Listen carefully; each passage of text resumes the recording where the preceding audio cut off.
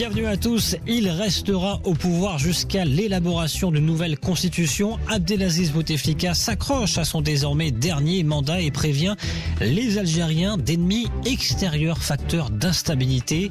Pendant ce temps, ce mardi 19 mars, date symbolique de l'indépendance de l'Algérie, de nouvelles manifestations étudiantes sont annoncées. La pression s'accroît. Le Premier ministre Nourdine Bedoui a des difficultés à former son nouveau gouvernement qu'il a promis pour cette semaine. Alors les propositions du clan Bouteflika il y a maintenant 10 jours peuvent-elles toujours être appliquées? Quels enjeux pour cette 5e semaine de mobilisation? C'est le premier sujet des décodeurs atlantiques. Vos décodeurs ce matin, Nabil Adel, bonjour. Bonjour Benoît. Vous êtes directeur du groupe de recherche en géopolitique et géoéconomie de l'ESCA. Ayman Chiraghi également avec nous ce matin, bonjour. Bonjour à toutes et à tous. Enseignant consultant, président de l'association SimSim Participation Citoyenne. En deuxième partie d'émission, nous nous poserons cette question. Une mouche a-t-elle piqué Fitch? L'agence de notation a récemment tiré la sonnette d'alarme sur la viabilité des banques marocaines en raison de la qualité de leurs actifs et de l'insuffisance de leurs fonds propres. Une vulnérabilité rejetée en bloc par la Banque centrale. Alors quels sont les faits? Que reproche Fitch et que conteste la Banque centrale? Quelle part de vérité? C'est ce que nous verrons à partir de 9h45. Vos réactions, vos questions sur la page Facebook de l'émission ou bien sur Twitter avec le hashtag LDA. C'est parti. Les promesses du clan Bouteflika peuvent-elles tenir encore longtemps, Nabil Adel? Mais écoutez, je pense que c'est un clan qui est en train de négocier une sortie par le haut. C'est qu'aujourd'hui, si on pense qu'ils ont encore une chance de jouer un quelconque rôle dans l'histoire de l'Algérie, on se trompe lourdement. Mais préalablement, il faut revenir à la genèse de ces événements pour expliquer un petit peu ce qui se passe aujourd'hui en Algérie pour nos auditeurs. Oui. Vous savez, l'Algérie a toujours vécu au rythme de sa rente pétrolière. Je rappelle qu'en 1988, quand il y a eu les premiers soulèvements du peuple algérien, c'était suite à la baisse et au contre-choc pétrolier. Et suite à ça, le système à l'époque, dirigé par Benjdid, Chelli Benjdid, a fait une ouverture et a permis des élections libres.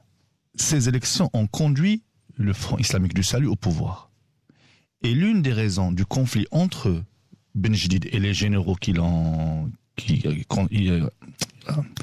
fait un coup d'état, excusez-moi, je suis mal réveillé ce matin, décidément. Petit café. Alors, il manque un petit café peut-être. Il manque un petit café. Donc, alors, qu'est-ce qui s'est passé? Lui a insisté pour respecter la volonté du peuple algérien.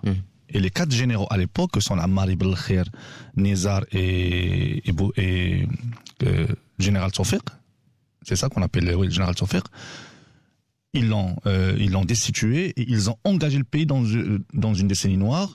Et après, maintenant, les révélations sont sorties. On savait qu'une bonne partie de la décennie noire, c'était les généraux algériens qui commanditaient les opérations terroristes, justement pour punir la population d'avoir porté aux urnes, au pouvoir les islamistes. Aujourd'hui, nous sommes en train de vivre un scénario comparable, sauf que la génération d'après indépendance, et bon, il n'en reste que 2 ou 3 figures de pro dans les Bouteflika. Alors, qu'est-ce qui s'est passé après la chute des cours pétroliers depuis certaines années? Donc, on savait que ça allait se passer en Algérie, qu'il allait y avoir un mouvement, parce que le système ne pouvait plus acheter la paix sociale. Rappelons qu'en 2011, quand le soulèvement en Tunisie a eu lieu en même temps que le soulèvement en Algérie. Oui. Sauf que l'Algérie a pu acheter la paix sociale grâce à la rente pétrolière. À l'époque, elle pouvait le faire. Aujourd'hui, elle ne peut pas le faire. Donc l'Algérie vit au rythme du cours du baril. Alors, et on a vu des mouvements sociaux de plus en plus nombreux, effectivement, bien sûr. depuis 2-3 ans. Alors aujourd'hui, qu'est-ce qui se passe? C'est que le clan de Bouteflika a compris qu'il n'avait aucune chance de rester au pouvoir. Et donc, il est en train de négocier une sortie par le haut. Aujourd'hui, quand on voit l'ampleur du mouvement, et récemment, les employés de Sonatrach ont rejoint la contestation, ça veut dire que le poumon financier de l'État va s'arrêter. Et là, on ne pourra plus payer l'armée, on ne pourra plus payer l'appareil répressif en Algérie. Et ça, c'est l'élément de basculement dans une révolution. Soit que l'une des forces, l'armée ou la police, rejoint le mouvement, soit quand le poumon financier du régime n'arrive pas à pomper du sang dans les différents arcanes du pouvoir. Et donc là, ce que vous nous dites, c'est que ces promesses ne sont pas tenables. Les promesses faites il y a 10 jours, ces nouvelles promesses de changer la constitution, de rester au pouvoir pendant quelques mois, au moins d'ici peut-être la fin de l'année, on ne va pas y arriver du côté du clan Bouteflika. Il n'a pas les leviers pour les exécuter. Si, aujourd'hui, il a encore le soutien de l'armée, mais si le poumon financier s'arrête, il n'aura plus les leviers pour tenir ses engagements. Alors, il y a eu une grève générale, un appel à une grève générale de 5 jours, c'était maintenant début de semaine dernière. Réussite mi-figue mi-raisin, mais c'est vrai qu'il y a cette menace d'une grève générale illimitée qui plane maintenant désormais en Algérie. Là, par contre, si elle est vraiment appliquée, si elle est vraiment suivie, ça serait un coup fatal pour le régime, Ayman Cherragui. Absolument, et d'ailleurs, si jamais cette grève est menée telle que souhaitée par les différentes couches de la population, c'est l'arrêt total, et c'est comme pour un patron d'entreprise ou un patron d'usine, lorsque la production s'arrête, on se met sur la table de négociation pour avancer. Et je pense que le régime algérien en est conscient, mais en même temps, ils sont en train de consommer du temps, d'acheter du temps. C'est comme s'ils étaient en train de négocier une sortie, comme l'a très bien dit Nabil, ou bien d'attendre des instructions, ou bien de comprendre ou d'avoir certains renseignements qui vont leur permettre d'avoir une exit stratégie. En tout cas, ces déclarations et la lettre hier publiée de Bouteflika, tout cela montre que on essaie de se racheter un tout petit peu plus de temps pour pouvoir sortir indemne, sans dégâts. Et à mon avis, lecture personnelle et économique, ce timing, c'est le temps nécessaire pour pouvoir assurer la fuite des capitaux du pays. C'est pour les grands hommes d'affaires et les grands soit personnels généraux de l'armée ou bien autres responsables algériens qui se sont amassés des fortunes de la rente pétrolière et des ressources naturelles du pays. Ils sont en train de faire fouiller leurs capitaux à l'étranger, et c'est le temps nécessaire pour pouvoir assurer que les actifs sont offshore, sont en dehors du territoire algérien, parce que le changement viendra, la continuité du régime est sérieusement compromise, et, et c'est juste un effet timing que le système essaie de gagner avant de se lancer dans l'autodissolution ou bien l'autotransformation vers une version qui conviendrait au peuple algérien. Le problème, c'est qu'il y a urgence pour Nourdine Bedoui, le Premier ministre, qui a du mal pour l'instant à former un nouveau gouvernement, alors qu'il promet justement pour cette semaine l'élaboration de ce nouveau gouvernement, mais on voit qu'il y a de plus en plus de partis de l'opposition ou des syndicats qui refusent catégoriquement de même avoir des entretiens avec des hommes du pouvoir. D'ailleurs, c'est un deadline irréaliste de dire que pouvoir, d'ailleurs, le deadline qui s'est fixé lui-même. Ça a été une erreur politique, selon vous? Bien sûr, c'est une grande erreur politique. On peut jamais, dans la situation actuelle, en l'absence de relève politique et en l'absence même de clarté de vision, annoncer des deadlines assez serrés pour former un gouvernement. C'est une erreur d'appréciation politique grave. Mais par la suite, telles que les choses se déroulent et se dénouent, sincèrement, je vois mal quel partenaire politique algérien pourrait mettre la main dans la main avec Bedoui pour former un gouvernement, parce que Bedoui d'ailleurs représente la continuité de ce régime lui-même que la population algérienne et les partis politiques et les syndicats souhaitent changer. Vous voyez former ce nouveau gouvernement, vous, cette semaine, Nabil Adel? Impossible. Alors, ceux qui vont se joindre à ce gouvernement doivent avoir une sorte de strabisme politique pour pouvoir faire confiance à un régime en fin de vie. Aujourd'hui, qu'est-ce qui se passe? L'un des marqueurs de cette période, c'est la position vis-à-vis de ce gouvernement. Ceux qui vont... Maintenant, l'opposition est en train de sauter du bateau. Justement du bateau du régime. Et ça va être un point de démarcation. C'est-à-dire ceux qui vont rejoindre le gouvernement seront marqués à vie. Et personne ne veut faire partie du gouvernement du dernier quart d'heure. Donc maintenant, tout le monde a compris le piège. Et tous ceux qui vont rejoindre ce mouvement seront teintés à vie. Et donc là, nous sommes dans une configuration où le pouvoir est en train de vivre ces dernières heures. Attention, quand je dis le pouvoir Bouteflika, mais pas l'armée en tant que matrice. Donc il n'y a plus de solution là, c'est terminé, vous pensez, pour ce régime d'Abdelaziz Bouteflika? Ça devra se terminer par un retrait définitif? Je pense que ils vont le forcer maintenant, ils sont juste en train de trouver la bonne formule. Il faut pas oublier qu'au niveau international, la pression commence à augmenter. Les États-Unis appellent à respecter la volonté du peuple algérien, donc ça, je pense, c'est un marqueur même par rapport à la position de la France, même si Macron a essayé de rectifier le tir, mais bon, le coup est parti. Aujourd'hui, nous sommes dans une configuration où les cartes sont encore sur la table. Maintenant, qu'est-ce qui se passe? Nous avons des groupes pétroliers qui ont annoncé la suspension de leur contrat avec la Sonatrach. Donc là, encore une fois, le bras financier de l'État est en train de tomber en panne. Les principales chancelleries ne veulent pas avoir un Afghanistan aux portes de l'Europe. Donc une transition pacifique est toujours la bienvenue, le temps de trouver une sorte de récupération du mouvement. Mais laisser le pays basculer comme ça, alors qu'il est à quelques kilomètres de l'Europe, c'est hors de question.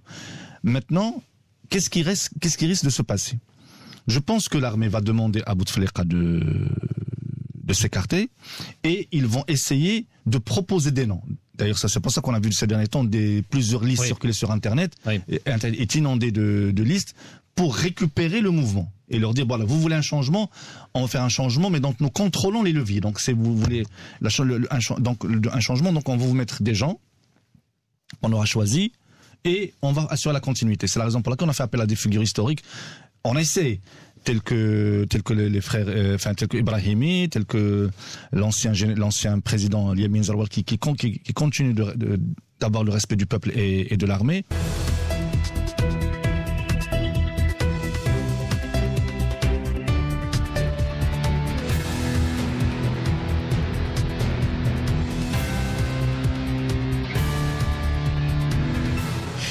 La suite des Décodeurs Atlantiques, bienvenue à tous. Si vous nous rejoignez, nous sommes toujours avec Ayman Cheraghi, enseignant consultant, président de l'ONG SimSim Participation Citoyenne. Rebonjour. Rebonjour. Nabil Adel également avec nous. Rebonjour. Bonjour. Directeur du groupe de recherche en géopolitique et géoéconomie de l'ESCA. Difficile de tenir pour le clan Bouteflika.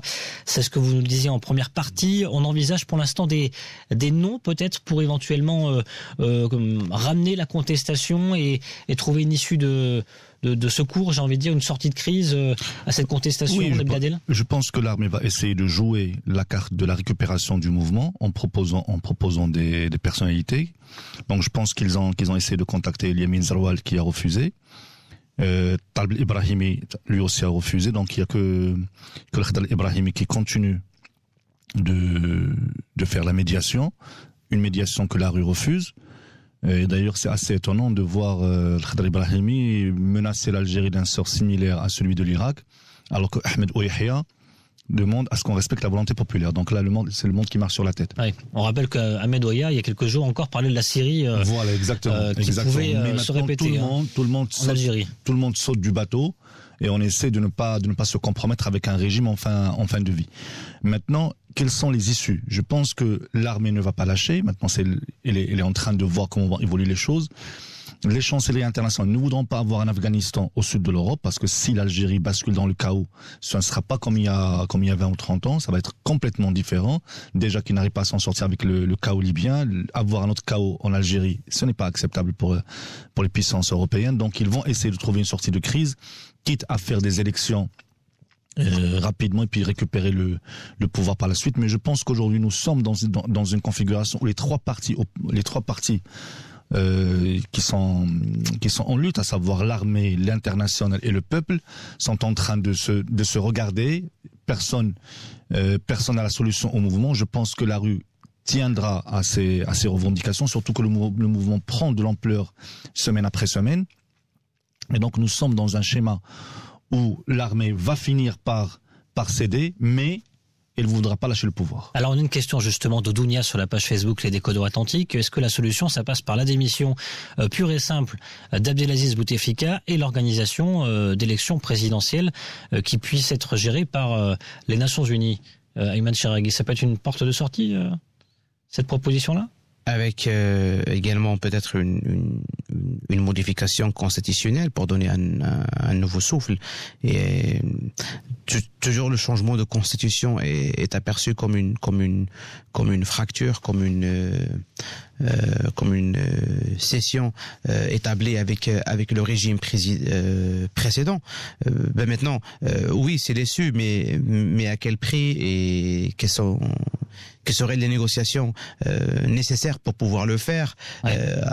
Attention, le clan Aziz Bouteflika, c'est pas la personne, c'est pas son frère Saïd, c'est pas le général Gaïd Saleh, c'est toute une panoplie d'hommes d'affaires, de diplomates, d'alliés étrangers également, qui sont un peu partout dans le monde. Et oui, c'est la solution, mais j'imagine que des négociations derrière pour pouvoir faire tourner la page serait énorme et avec des coûts exorbitants. Alors, est-ce qu'il n'y a pas une autre solution, notamment cette plateforme qui vient d'être lancée, je cite, plateforme pour le changement en Algérie, qui recueille pour l'instant les premières signatures de personnalités politiques. On a vu 9 personnalités de l'opposition et de la société civile qui l'ont déjà signé. Est-ce que ça peut être une alternative? On rappelle que cette plateforme, elle est en ligne. Elle permet notamment à des citoyens algériens de faire des propositions et de discuter, de dialoguer pour tenter de trouver une solution B, j'ai envie de dire. Ouais, c'est un effort symbolique et c'est une purgée, je dirais, et un échappatoire pour faire évacuer la pression, faire un espace de concentration des demandes, des avis, des projets de réforme, des idées novatrices pour pouvoir accompagner le changement. Mais c'est uniquement à valeur symbolique parce que ni les lois du pays, ni ces textes législatifs ne permettent la transformation, par exemple, d'une telle pétition qui soit déposée, par exemple, auprès d'un conseil, soit parlementaire ou bien d'élus, pour pouvoir le transformer en action politique réelle et véritable. Mais c'est bien d'avoir ces espaces d'expression de la volonté collective mais également aussi dans un souci de traçabilité vis-à-vis de l'histoire, de voir que des gens se sont réunis quelque part afin de pondre des idées qui peuvent faire sortir des solutions face aux problèmes qu'on rencontre aujourd'hui d'Algérie. On a beaucoup de réactions sur la page Facebook Les Décodeurs Atlantiques. Nabil Adel, beaucoup de monde qui réagissent et qui se pose la question à quand la répression, entre guillemets? C'est une question qu'on peut se poser, dans le sens, pour l'instant, c'est vrai que l'armée a fait preuve de beaucoup de retenue, y compris le régime, même s'il y a eu effectivement des arrestations, quelques violences. Est-ce que ça peut être une carte, en tout cas une carte à jouer de la part du pouvoir algérien aujourd'hui, alors qu'il n'y a plus d'issue? Avec ce mot, vous me voyez sourire quand on parle de retenue, mais on ne peut pas massacrer 11 millions de personnes qui défilent dans la rue. Ça, l'armée ne fait pas preuve de retenue. Elle n'a pas le choix. Bon, maintenant, quand vous avez quelques centaines ou quelques milliers à la limite, vous pouvez utiliser la méthode forte. Mais quand vous avez des millions qui descendent dans la rue, là, c'est pas une retenue. Ça, l'armée n'a fait preuve d'aucune retenue. C'est impossible. Mais bien sûr, c'est impossible. On peut pas tirer sur des millions qui défilent dans la rue chaque vendredi. Sinon, ça va embraser le pays. Je pense que dans ce genre de moment historique, il est très important de rester vigilant. Quand on voit des choses circuler sur Internet, la première question à se poser, c'est pas qu'est-ce qu'on va faire de ces initiatives, mais qui les met en ligne. Et c'est ça la vraie question. C'est qu'aujourd'hui, on ne sait pas qui c'est qui met en ligne ce genre d'initiative et à quel dessein. Aujourd'hui, je ne vois pas en quoi c'est compliqué. Que demande le peuple algérien? Le souverain, le vrai souverain, qu'est-ce qu'il demande? Il demande une deuxième république. C'est quoi une deuxième république? C'est un changement de constitution. Et des élections présidentielles libres et démocratiques. Ce n'est pas compliqué. Je ne pense pas que l'Algérie manque d'éminents constitutionnalistes, de juristes, d'hommes politiques, d'acteurs militants, d'associations, pour élaborer une constitution. Et puis, pour organiser des élections, maintenant, vous avez toujours l'éternel débat. Est-ce qu'on commence par des élections présidentielles et on change la Constitution, la Constitution avant les élections présidentielles? Ouais. Bon, chacun va défendre un élément en fonction de ses convictions, mais ce que demande le peuple algérien est très clair. Il n'y a pas à tergiverser. Tout dépendra du retrait ou pas d'Abdelaziz Bouteflika. Non, encore une fois, on revient à ce que demande le peuple algérien. Le peuple algérien a dit Abdelaziz Bouteflika niet. Oui. Et quand on voit... Pour l'instant, lui, il veut rester au pouvoir, il propose une réforme de la Constitution. Non, lui, il veut étendre le 4e mandat à l'infini. Oui. C'est ça. Et comme moi j'ai pu lire sur Twitter, on a demandé des élections sans Bouteflika, on a eu un Bouteflika sans élection. Non, ce que demande le peuple algérien, c'est très clair. Ils veulent une deuxième république. Je ne vois pas à quoi vont servir ces plateformes et en quoi va servir toutes ces discussions. Les exigences sont claires. Une deuxième république, vous ramenez des spécialistes du droit constitutionnel, ils vont vous dire c'est un changement de constitution, n'est-ce pas? Et puis, qui va redéfinir les règles du jeu. Et maintenant, est-ce qu'on va passer par une assemblée constituante? Est-ce qu'on va confier ça à un comité d'experts? Est-ce qu'on va faire des élections présidentielles pour avoir d'abord des institutions et ensuite on discutera de la teneur constitutionnelle? Bon, ça peut rester des détails techniques.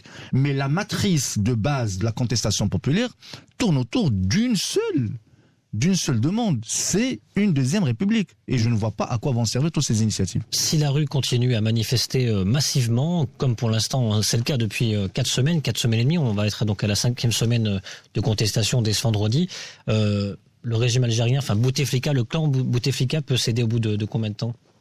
Ayman Charegui. Très difficile de répondre à cette question, mais cela dépendra de l'ampleur des contestations, de la volonté de la rue et des gens de crier toujours pour le changement. Pour l'instant, on a un rythme soutenu, on a vu le régime céder au bout de 2 semaines et demie. Hein. Mais le régime algérien est résilient. Il est résilient et il est darwinien. Il a une force d'adaptation à ne pas négliger. Et quand même, c'est un régime qui gouverne le pays d'une main de fer depuis quelques décennies. Et je pense que la pression de la rue algérienne donnera ses fruits après quelques semaines encore, mais à condition que le mouvement de foule reste généraliste et surtout pas nominatif. À partir du moment où l'on nomme un leader à la tête du mouvement, à la tête du Hirak, à la tête d'une initiative citoyenne, à partir de ce moment-là, le régime fait tout ce qui est en son pouvoir afin de décrédibiliser la personne, lui trouver d'ailleurs des antécédents, des éléments d'historique pour le décrédibiliser, etc. Mais à partir du moment où on a un leaderless movement, un mouvement citoyen général, je dirais qu'il est le terme spontané, la pression sur le régime continuera d'exister. Nabil Adel, encore quelques semaines selon vous? Alors, tout dépend de la trajectoire du mouvement. Je rappelle que les mouvements en Égypte, en Tunisie, en Libye et au Yémen, à partir du moment où ils se sont orientés vers le cœur du pouvoir, à savoir le palais présidentiel, c'est bon, c'était fini. Donc à partir du moment où le peuple reste dans les rues, ça peut durer quelque temps, mais à partir du moment où il décide d'aller vers les symboles du pouvoir, là je pense que les choses vont s'accélérer, ça va basculer. Maintenant, je pense que le clan Bouteflika sait qu'il est condamné. Il ne peut pas se maintenir face à cette ampleur de contestation. Je pense ils sont en train de négocier le temps. Je viens de lire ce matin qu'ils sont en train de négocier une sortie, en gardant quelques privilèges, en ayant la garantie de ne pas être poursuivi, en gardant l'avion présidentiel et les soins en Suisse aux frais de l'État. Je pense le clan est en train de quitter. Maintenant, c'est le pouvoir en place qui doit négocier sa survie. Allez,